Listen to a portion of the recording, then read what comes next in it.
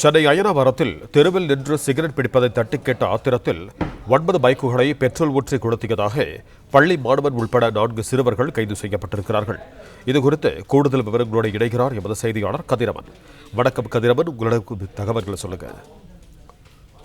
சென்னை அயனாவரம் சோலையம்மன் கோயில் திருவள்ளுவர் பகுதியில் நேற்று அதிகாலை 3 மணி அளவில் சாலையில் நிறுத்தி வைக்கப்பட்டிருந்த 9 இருசக்கர வாகனங்கள் தீ பற்றி எரிய தொடங்கியிருக்கிறது.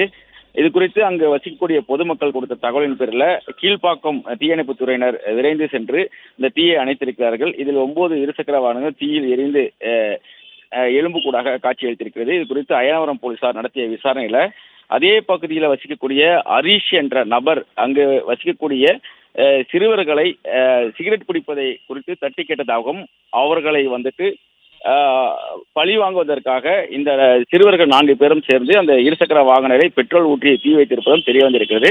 தற்போது பள்ளி சிறுவன் உட்பட 4 சிறுவர்களை பிடித்து அயனாவரம் போலீசார் விசாரணைகளை மேற்கொண்டு வருகிறார்கள். 4 பேரும் கைது செய்யப்பட்டிருப்பதாகவும் தொடர் விசாரணை நடைபெற்றதாகவும் தெரிவிக்கப்பட்டிருக்கிறது.